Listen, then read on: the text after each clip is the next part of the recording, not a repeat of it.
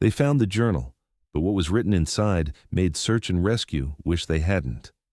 When you pack your bags for a family camping trip, you never imagine it might be the last time you see home. You check the weather, throw some snacks in your backpack, maybe argue about who forgot the flashlight batteries. It's supposed to be a weekend of bonding, of stories around the campfire, of teaching your kid how to cast a fishing line into crystal clear mountain water. It's not supposed to end with your name on a missing persons poster and your family left with nothing but questions that will haunt them for over a decade. That's exactly what happened to Daniel and Ethan Hayes. In June of 2009, a father and his 14-year-old son set out for what should have been an ordinary fishing trip along Yellowstone's Snake River Trail. They had done trips like this before.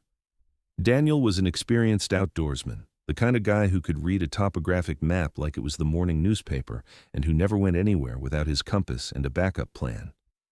Ethan was eager, excited, at that age where he was still young enough to think his dad was the coolest person alive, but old enough to want to prove he could handle the wilderness himself. They told Lisa, Daniel's wife and Ethan's mother, that they'd be back by Sunday evening. 3 days, maximum. Just them, the river, and whatever trout were biting that weekend. Sunday evening came and went. No phone call, no text, no dusty pickup truck pulling into the driveway with 2 sunburned, smiling faces. By Monday morning, Lisa Hayes was on the phone with park rangers, her voice shaking as she explained that her husband and son hadn't come home. They weren't the type to extend a trip without calling. Daniel was responsible to a fault. Something was wrong. She knew it in her bones, the way mothers always seem to know when their children are in danger, even when they're miles away. What followed was one of the most intensive search and rescue operations Yellowstone National Park had seen in years. Teams combed through dense forest, rappelled down cliffsides, and waded through icy river water. Helicopters circled overhead, their rotors echoing off canyon walls. Search dogs sniffed through miles of trail, their handlers hoping for any trace of human scent. They found nothing. Not a single footprint, not a shred of torn fabric caught on a branch, not an abandoned water bottle or a dropped fishing lure. It was as if Daniel and Ethan Hayes had simply walked into the wilderness and vanished into thin air, swallowed whole by the ancient landscape. For 12 years, their disappearance remained one of Yellowstone's most baffling cold cases, a mystery that seemed destined to stay buried in the mountains forever. Until the summer of 2021, when a group of tourists stumbled upon something that would finally crack the case wide open and reveal a story far more disturbing than anyone had imagined. Let's go back to the beginning, to when this was still just a father-son trip, before it became a tragedy that would consume a family and puzzle investigators for over a decade. Daniel Hayes was 42 years old in the summer of 2009, a high school science teacher from Billings, Montana. He had the kind of face that looked like it belonged in a flannel shirt and hiking boots, weathered from years of weekend adventures in the Rockies. His friends described him as careful, methodical, the guy who always had a first aid kit in his car and who actually read the instruction manuals for camping equipment. He wasn't reckless. He wasn't the type to take unnecessary risks, especially not with his son. Ethan was 14, gangly and awkward in that early teenage way, all elbows and enthusiasm. He loved anything to do with the outdoors. While other kids his age were glued to video game consoles, Ethan was reading survival guides and watching documentaries about wilderness exploration. He'd been begging his dad for months to take him on a real camping trip, not just the family campground kind with bathrooms and other people around, but something deeper into the backcountry where they could really test their skills. Daniel had finally agreed. The Snake River Trail was perfect for what they wanted. It wasn't too remote, the terrain was manageable, and the fishing was supposed to be excellent that time of year. They'd camp near the river, spend their days casting lines and hiking, maybe see some wildlife if they were lucky. It was meant to be the kind of trip that Ethan would remember for the rest of his life, the kind of story he'd tell his own kids someday. Lisa Hayes watched them pack on that Friday morning in early June. She helped Daniel load the cooler into the truck bed, double-checked that they had enough bug spray, and made Ethan promise he'd be careful. She took a photo of them before they left, Daniel with his arm around Ethan's shoulders, both of them grinning at the camera. That photo would later be distributed to every news outlet in the region, those smiles frozen in time, a painful reminder of the last moment everything was normal. They arrived at the trailhead around noon. Park records show they checked in at the ranger station, got their backcountry permit, and had a brief conversation with the ranger on duty about trail conditions and weather forecasts. Everything was standard. The ranger, a woman named Sarah Mitchell, who would later be interviewed dozens of times about that interaction, remembered them as prepared and excited. She remembered Ethan asking about the best fishing spots. She remembered Daniel mentioning they'd packed extra food, just in case. She remembered thinking they'd be fine. They hiked in that afternoon about 6 miles to a spot Daniel had picked out on the map where the river curved and formed a natural pool. It was remote enough to feel like real wilderness, but not so far that they couldn't get back to civilization quickly if needed. The perfect balance. What happened after they set up camp that first night is where the story begins to fragment, where the known facts give way to speculation and eventually to horror. But nobody knew that yet.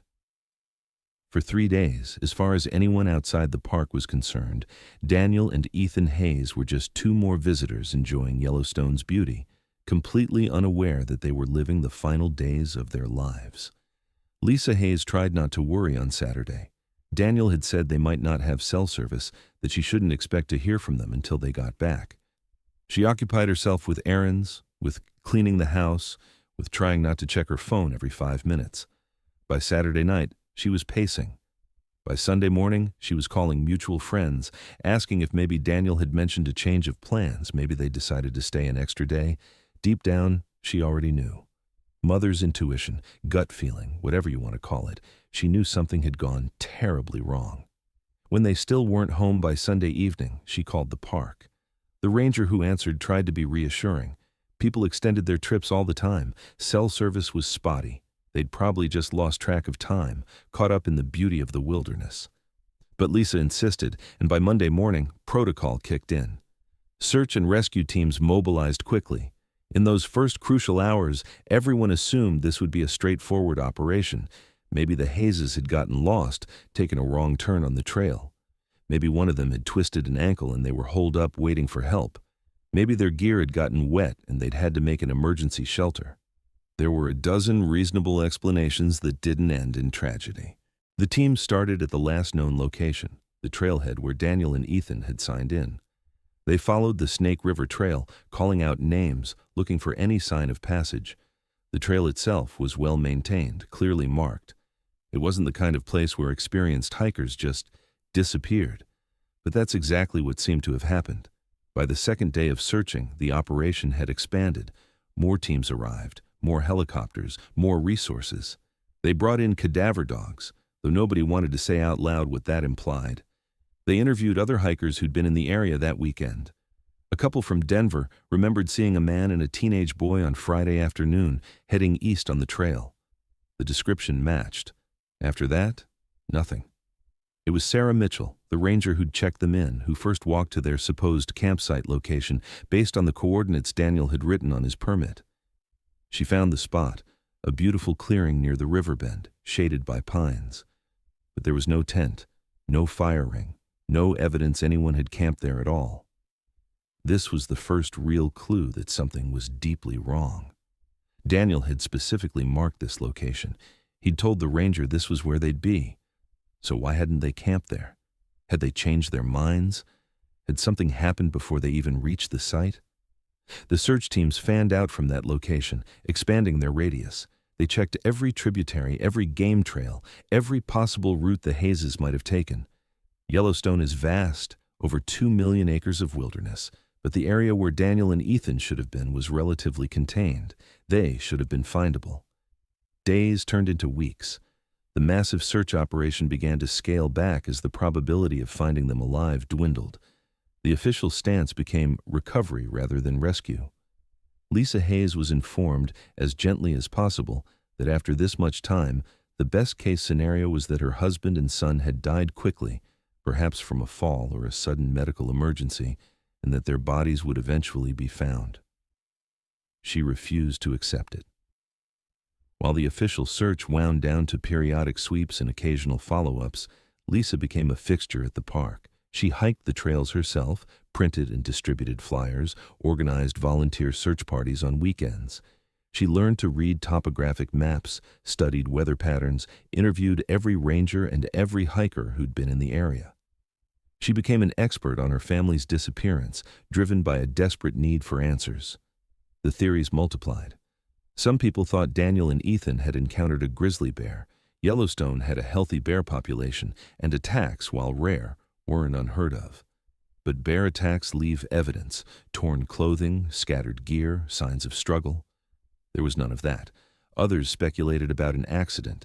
Maybe they'd fallen into the river and been swept away.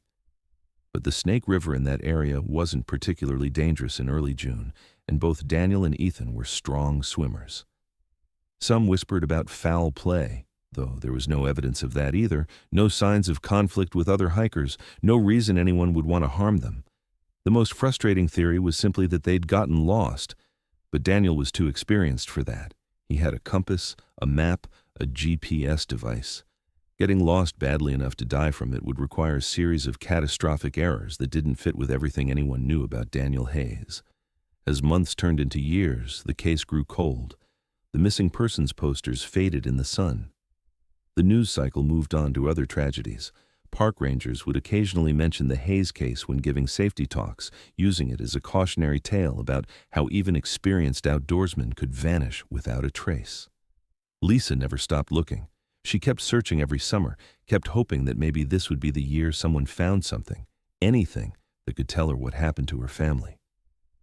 And then, 12 years later, on a sunny afternoon in July 2021, that something finally appeared.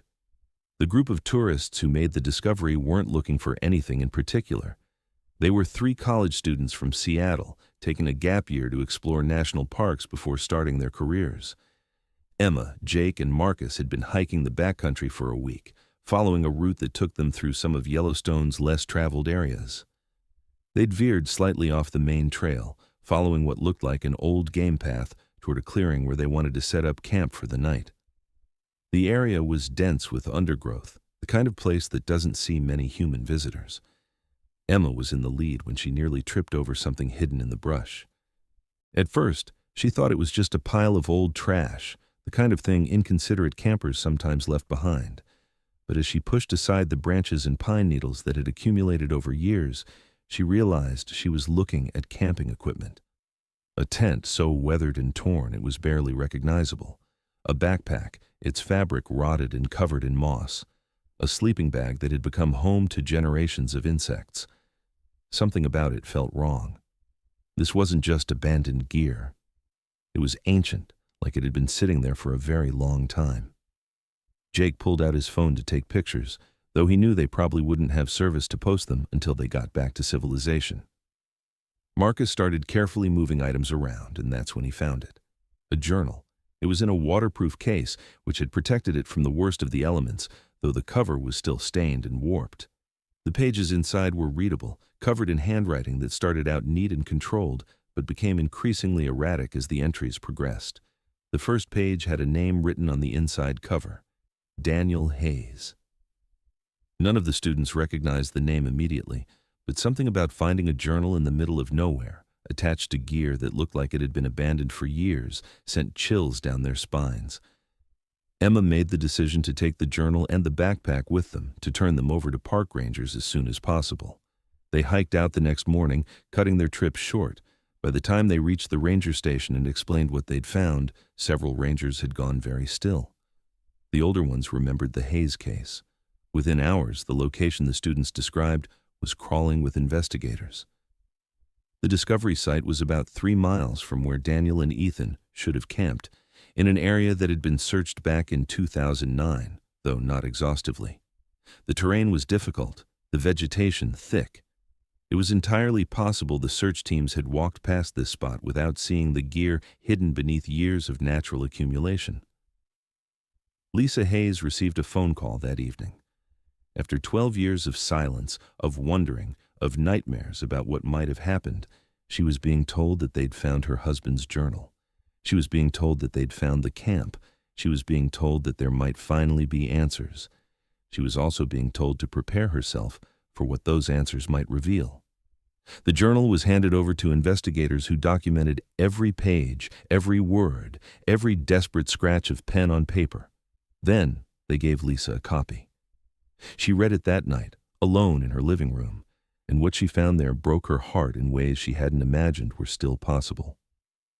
The journal started normally enough. The first entry was dated Friday, June 5th, 2009, the day Daniel and Ethan arrived at Yellowstone. We made it. E is so excited he can barely sit still. The drive was beautiful, hitting the park around noon.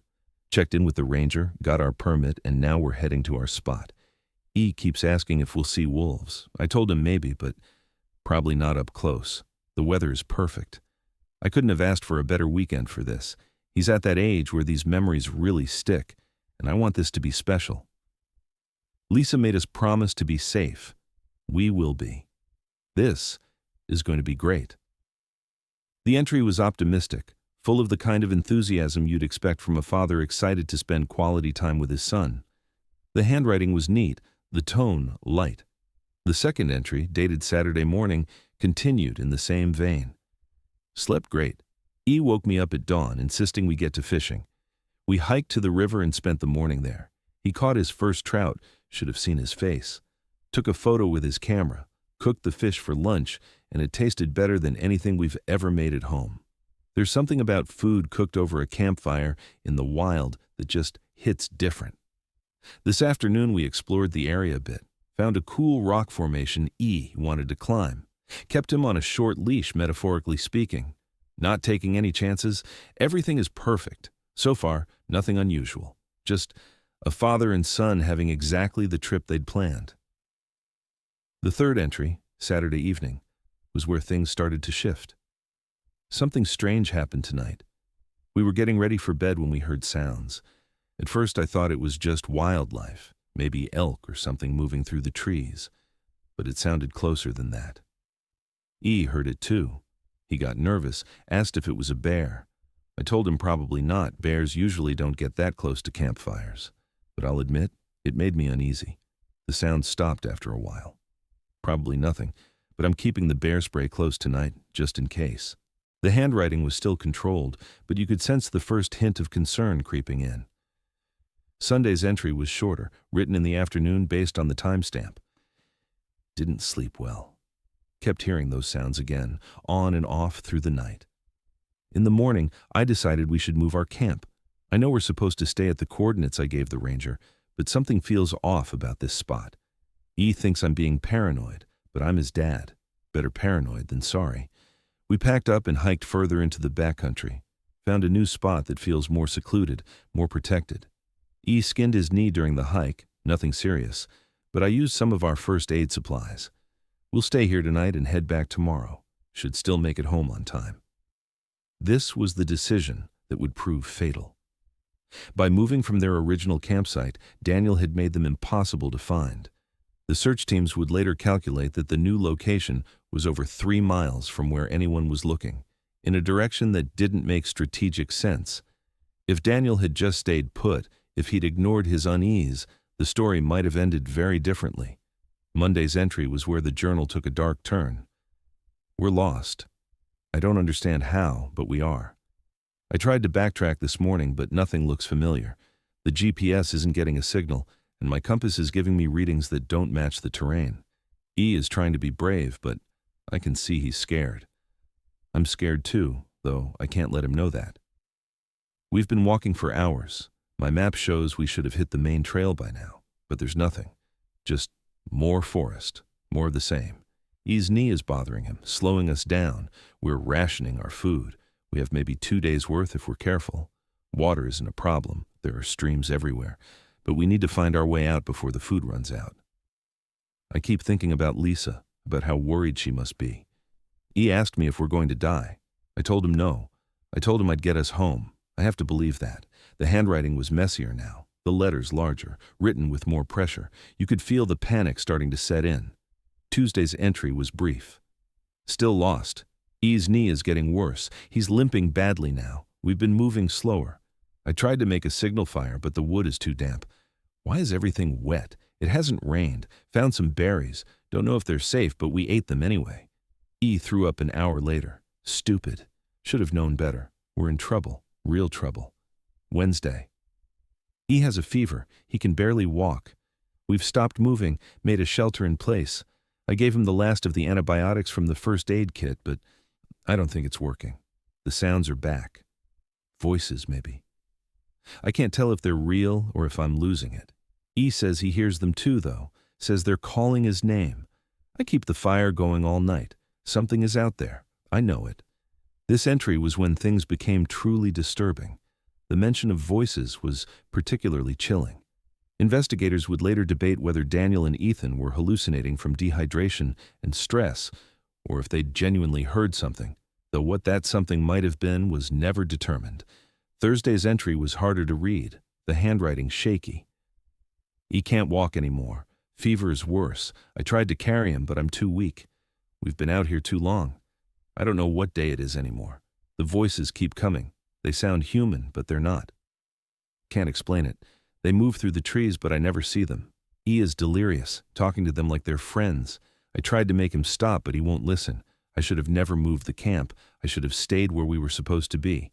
This is my fault. If we die out here, it's because I made a stupid decision. Lisa, if someone finds this, I'm so sorry. Friday's entry was just a few lines. E is quiet now, still breathing but barely. I can't let him die. We have no food left. The water tastes wrong. Everything tastes wrong. The voices are closer. They want something. I don't know what. And then, the final entry. Undated, written in handwriting so erratic it was almost illegible. They're following us. Help. That was it. No explanation of who they were. No description of what was following them. Just 3 words and a period. The last thing Daniel Hayes ever wrote. The journal ended there, but the story wasn't over yet. When investigators read the journal, they immediately organized a new search focused on the area where the gear had been found. If Daniel and Ethan had been incapacitated there, their remains had to be nearby. After 12 years, there wouldn't be much left, but there would be something. Bones don't just vanish. The search team was smaller this time, more specialized. They brought in forensic anthropologists, people trained to find and identify human remains in wilderness settings. They used ground-penetrating radar in some areas, and they worked in a careful grid pattern, documenting everything. It took 3 days. The remains were found about half a mile from the abandoned camp, scattered across a ravine that was partially hidden by fallen logs and dense undergrowth. 12 years of weather, animals, and decomposition had done their work, but there was enough left to piece together what had happened. 2 sets of remains. DNA testing would later confirm what everyone already suspected: Daniel and Ethan Hayes. The forensic team's report was clinical and detailed. Both bodies showed signs of severe malnutrition and exposure. Ethan's bones revealed evidence of a serious infection, likely from the knee injury mentioned in the journal. Daniel's remains suggested he'd been in slightly better condition, but still critically weakened. The position of the bones indicated they'd been moving when they died, or perhaps one was trying to carry the other. They'd been found close together, which suggested they hadn't been separated in their final moments. But here's where things got complicated. The official cause of death was listed as exposure and starvation, which made sense given the journal entries and the physical evidence. But there were aspects of the scene that didn't quite add up. First, the direction they'd been moving. Based on the journal, Daniel thought they were lost and was trying to find their way back to the main trail. But the ravine where they died was heading deeper into the backcountry, away from any established trails.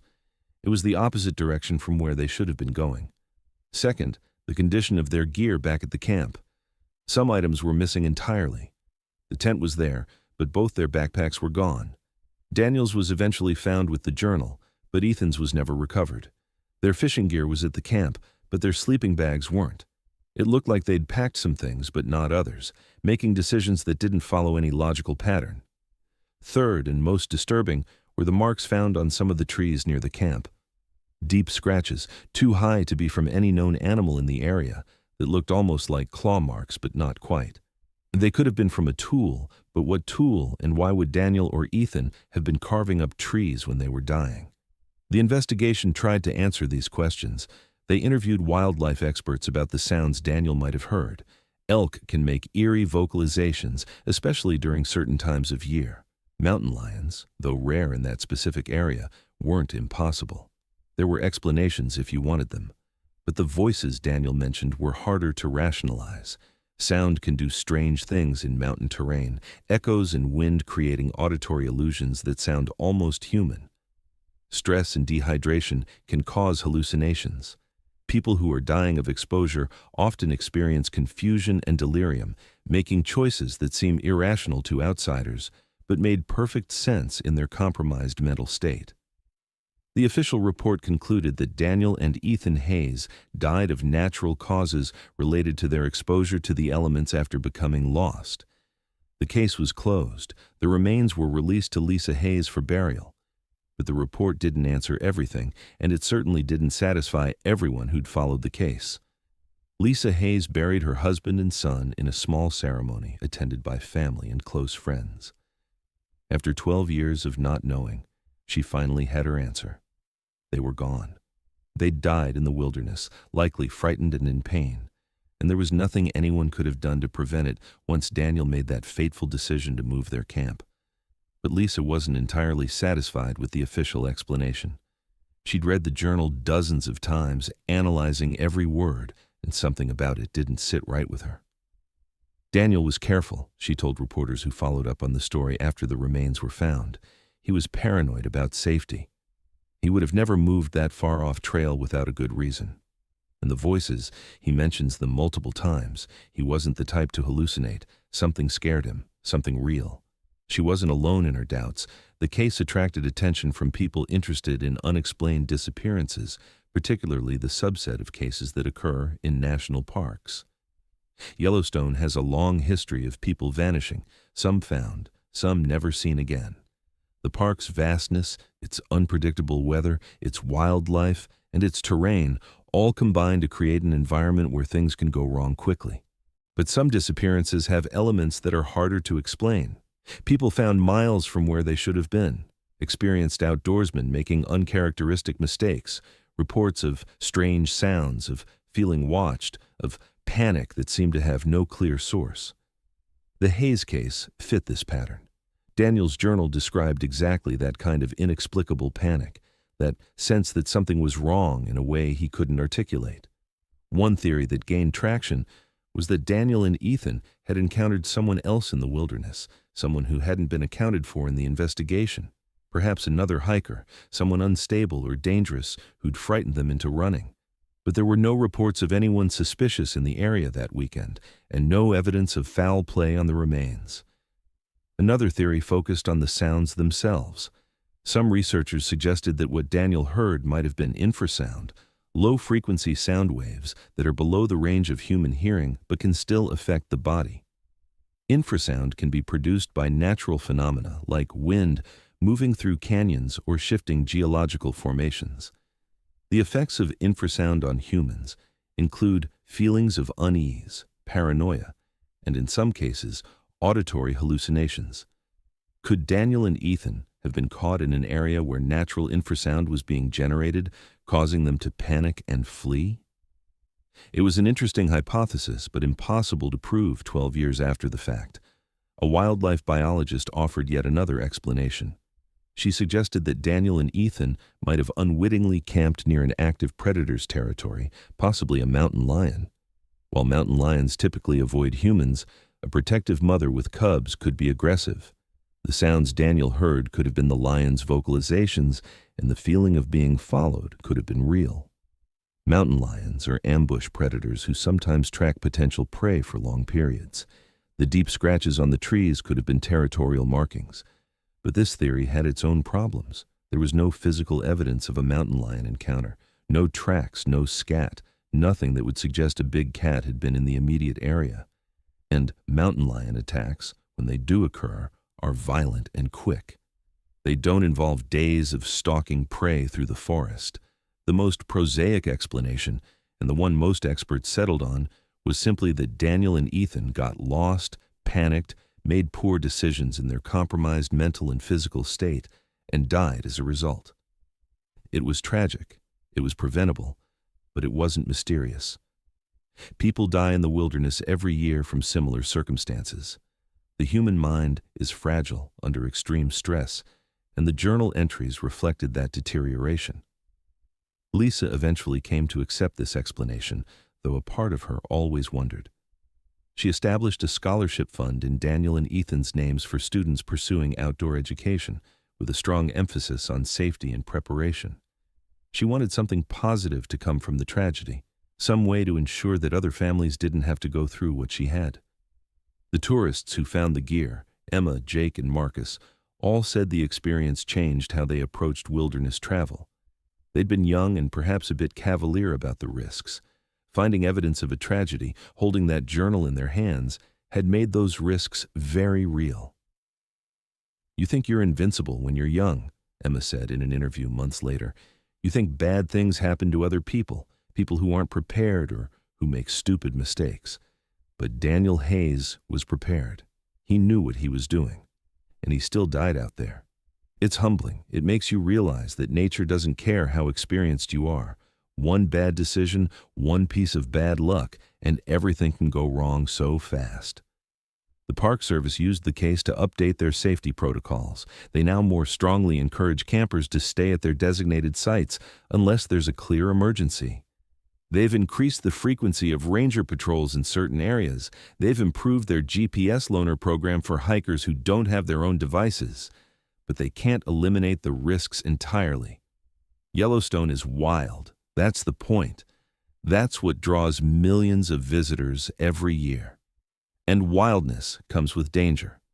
Years after the case was solved, or as solved as it was ever going to be, there are still people who hike the Snake River Trail and think about the Hayes.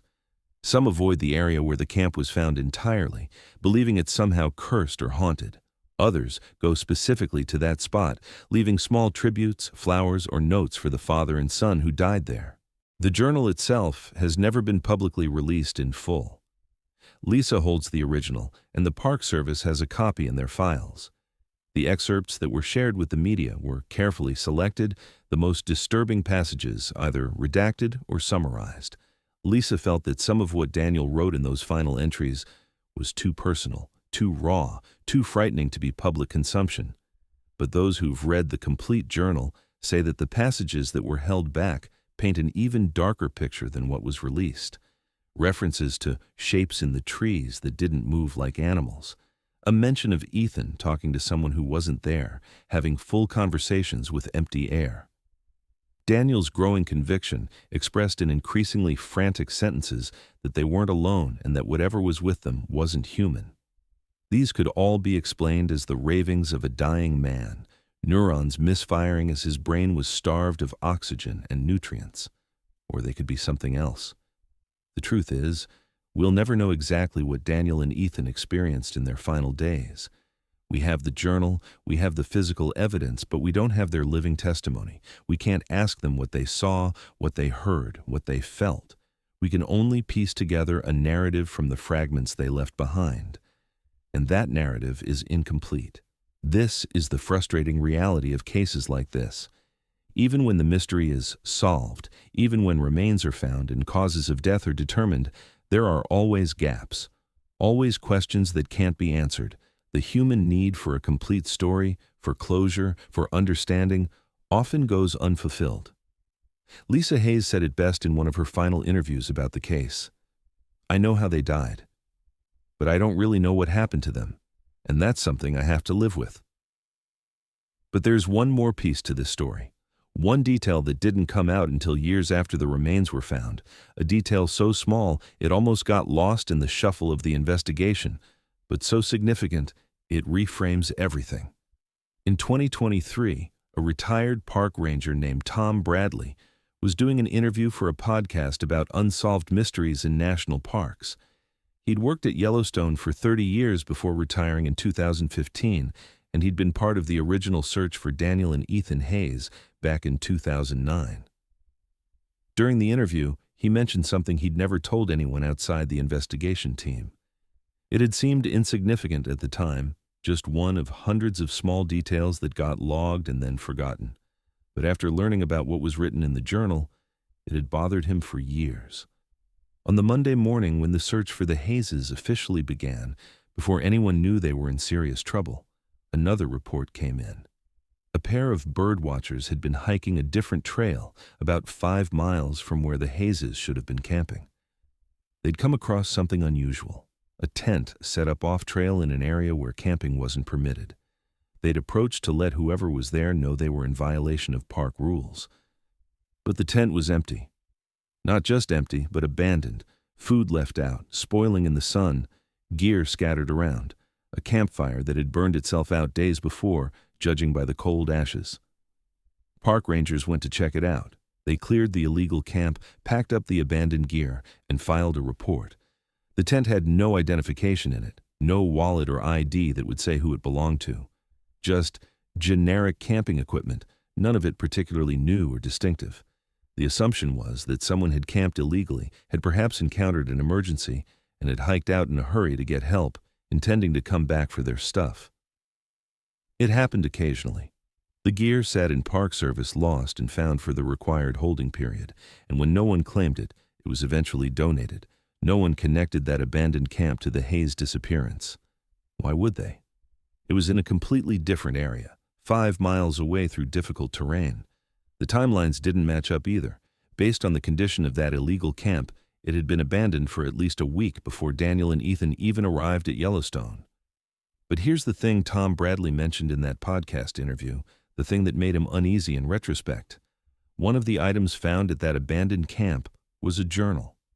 It wasn't kept as evidence because there was no reason to think it was evidence of anything.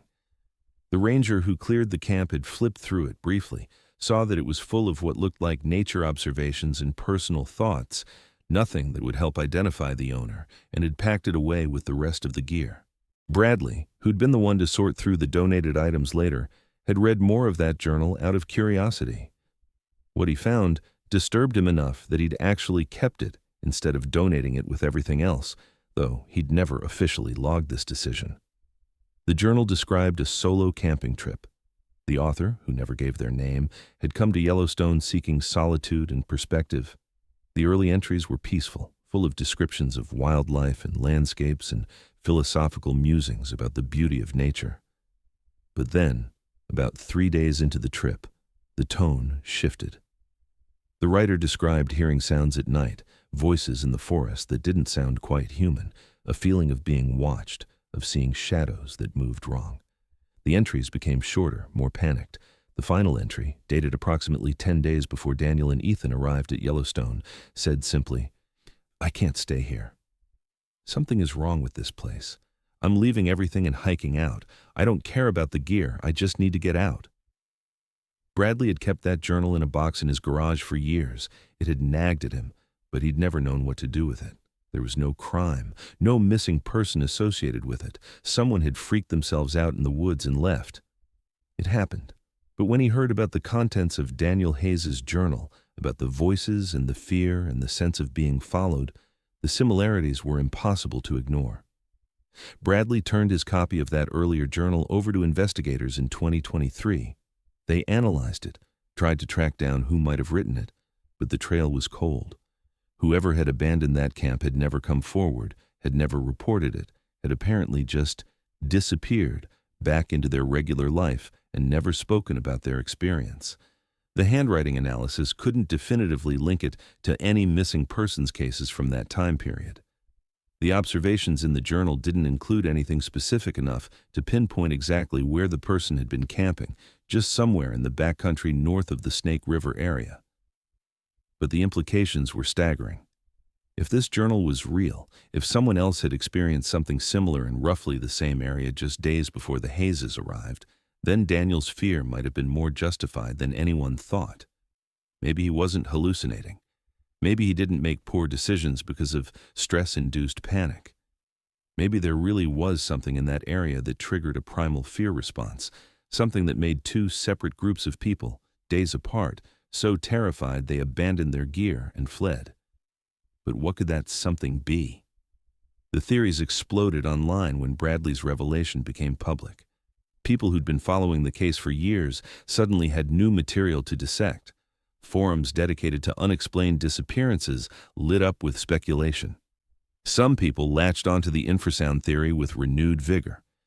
If there was some geological feature in that area producing infrasound, it could explain multiple people reacting with panic and paranoia.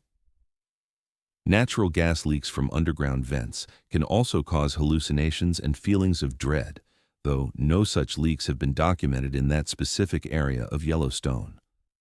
Others went darker, suggesting that there might be someone living in the backcountry, a hermit or survivalist who deliberately frightened campers away from their territory.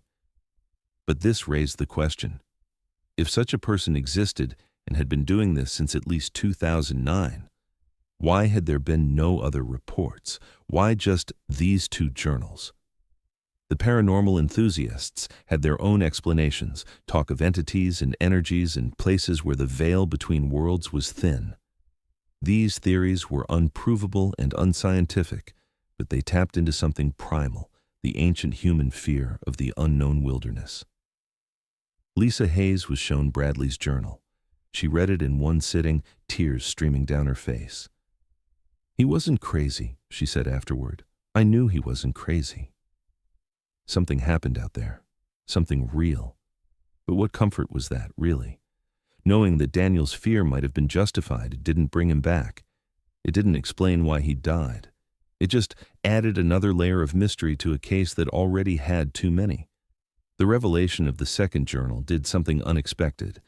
It prompted the Park Service to quietly reopen their investigation into the Hayes case. Not officially, not publicly, but a small team was tasked with reviewing everything they knew and looking for patterns.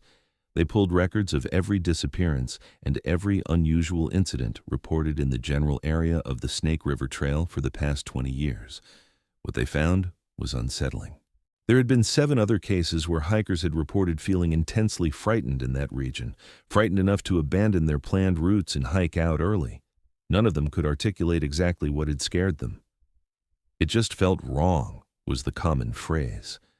Most of them wrote it off to their own imagination, to being inexperienced in the wilderness, to watching too many horror movies. But there was a pattern.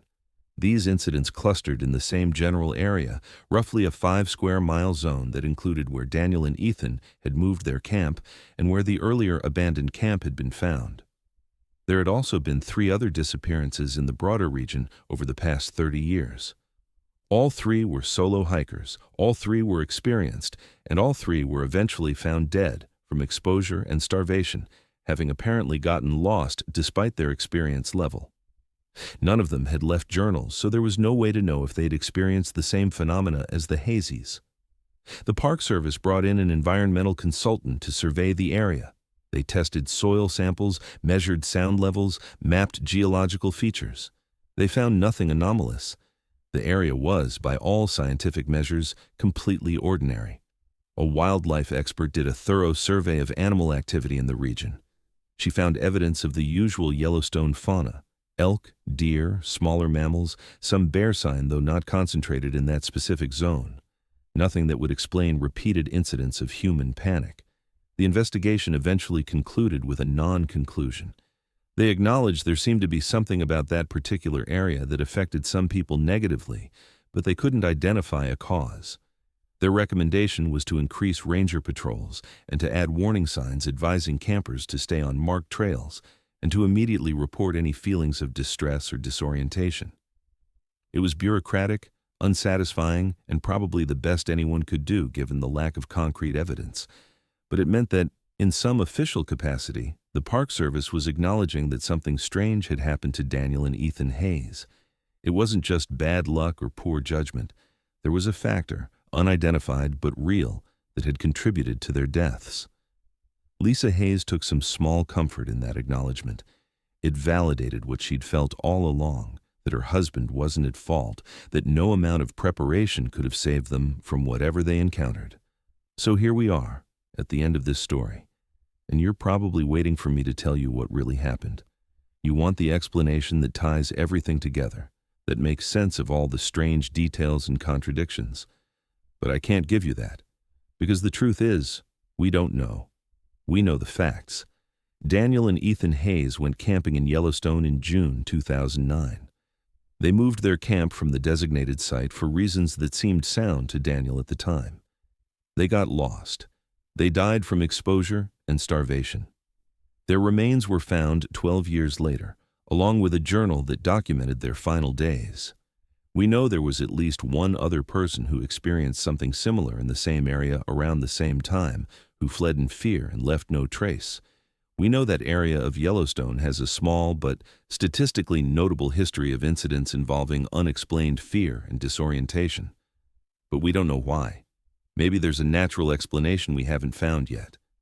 Maybe future technology or future understanding will reveal what was happening in that zone, whether it's infrasound or gas leaks or some other environmental factor that affects human psychology.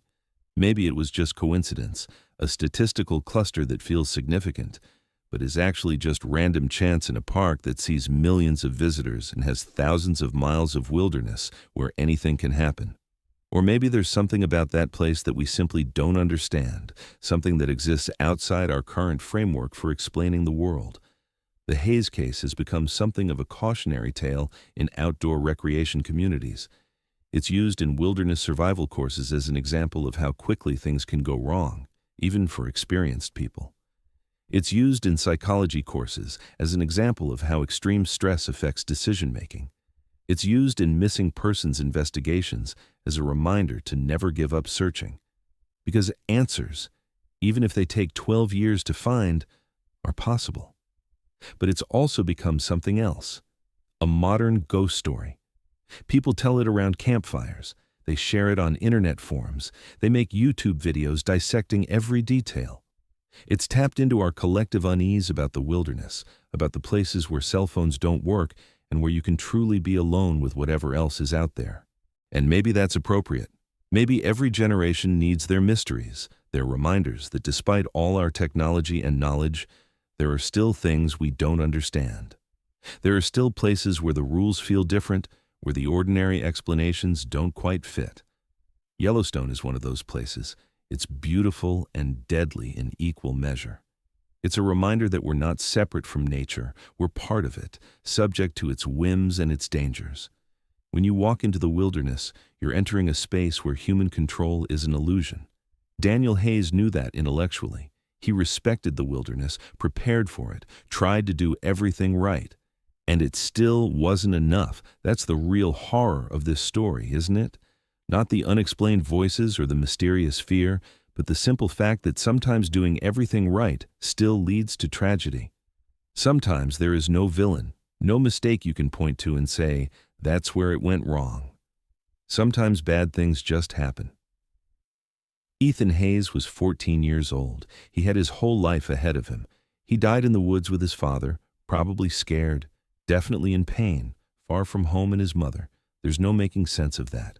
There's no redemption in it. It's just sad. Lisa Hayes is in her 60s now. She's remarried, tried to move forward with her life.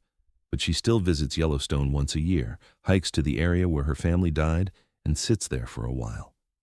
She says she feels close to them there, that she can almost hear Ethan's laugh echoing through the trees. She's also become an advocate for wilderness safety and for improving search and rescue resources in national parks. She's lobbied for better GPS technology, for more comprehensive training for campers, for increased funding for search operations. If she can't bring her family back, she can at least try to make sure other families don't experience the same loss. The tourists who found the journal, Emma, Jake, and Marcus, all changed their life paths after the experience. Emma became a park ranger, wanting to help keep people safe in the outdoors. Jake went into search and rescue, training to find people who go missing in the wilderness. Marcus became a wilderness therapy guide, teaching at-risk youth outdoor skills as a way of building confidence and resilience. They say that finding the Hayes Camp and Journal gave them a sense of purpose, a understanding that their lives could make a difference. Out of tragedy, they found direction. Tom Bradley, the ranger who kept the first journal, has written a book about his 30 years in Yellowstone, including a chapter about the Hayes case and the questions it raises. He's careful not to sensationalize it, but he doesn't shy away from the strangeness either.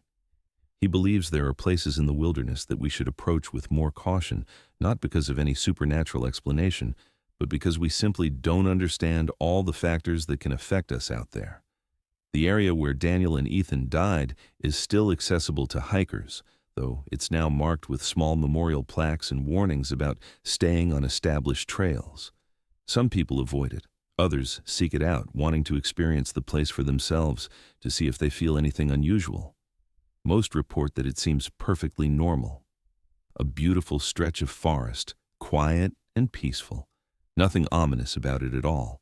But every so often, someone will post online about having had a strange experience there, feeling watched, hearing sounds that didn't make sense, a sudden, overwhelming urge to leave.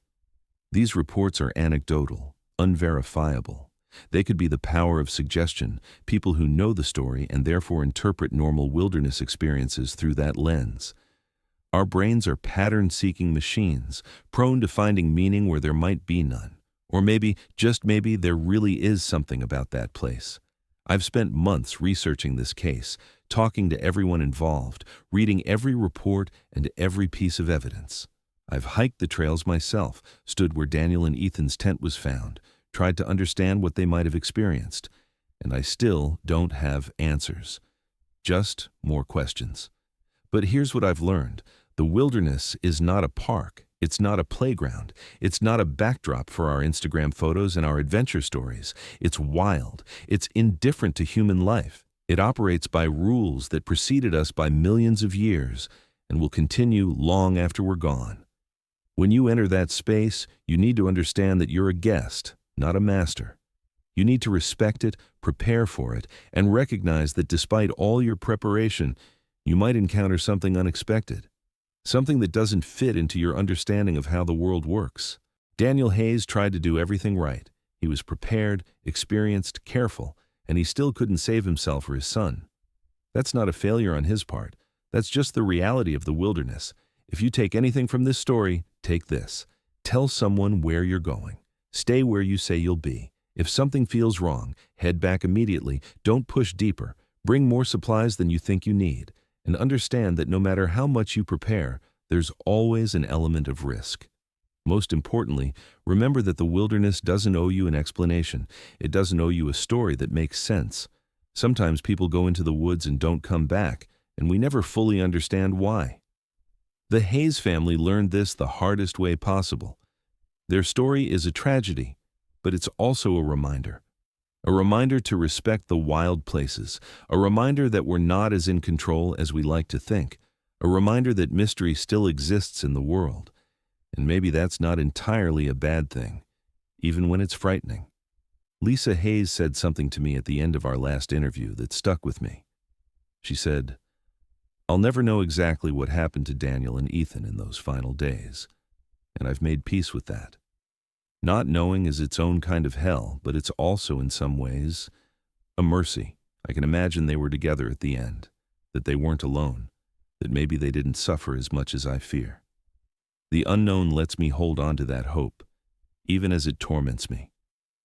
That's the duality of mystery. It torments and it comforts. It terrifies and it fascinates. It takes and it teaches. The Yellowstone wilderness took Daniel and Ethan Hayes. It held them for 12 years before releasing its secret.